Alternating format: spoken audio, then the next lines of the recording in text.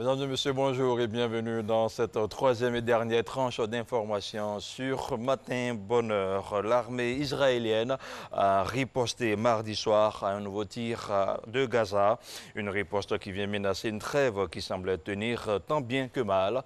Le Premier ministre israélien Benjamin Netanyahou a prévenu qu'il était prêt à ordonner une offensive si besoin. Selon une source au sein des services de sécurité à Gaza, une frappe aérienne a touché une base militaire du Hamas à Khan Younes après le lancement de roquettes contre Israël.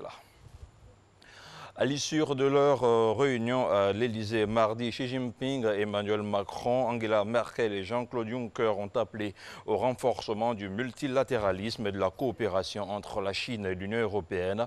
Les dirigeants européens et le président chinois ont également soutenu la réforme de l'Organisation mondiale du commerce, OMC.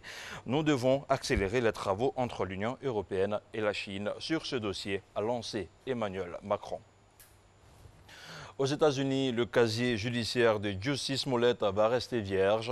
Hier mardi, la justice américaine a abandonné toutes les poursuites contre l'acteur. Jussie Smollett était soupçonné d'avoir mis en scène l'agression dont il disait avoir été victime en janvier dernier à Chicago. Ses avocats ont clamé son innocence. Et puis la justice géorgienne a ordonné mardi l'extradition d'un Britannique condamné par contumace dans son pays.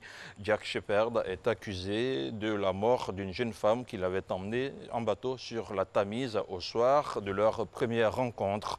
Le jeune homme de 31 ans devrait être transféré en Grande-Bretagne la semaine prochaine selon son avocat. Et nous terminons avec cette dernière information. Plus de 2000 objets en argent pesant au total 400 kilos depuis la révolution bolchevique. Il y a un siècle, le trésor de la famille Narychkine était considéré comme perdu. Découvert par hasard par des ouvriers, il s'expose désormais à Saint-Pétersbourg. La grande famille noble de l'époque tsariste, les Narychkine, ont fui la Russie après la réception, sinon la révolution bolchevique en 1917. C'est dans l'un des manoirs leur ayant appartenu dans la deuxième ville du pays qu'a été découvert ce trésor estimé à environ 2,6 millions d'euros. Et voilà qui referme ce flash d'information. Merci à vous tous qui l'avez suivi. Retrouvez l'intégralité de ces différents flashs sur le www.rti.ci.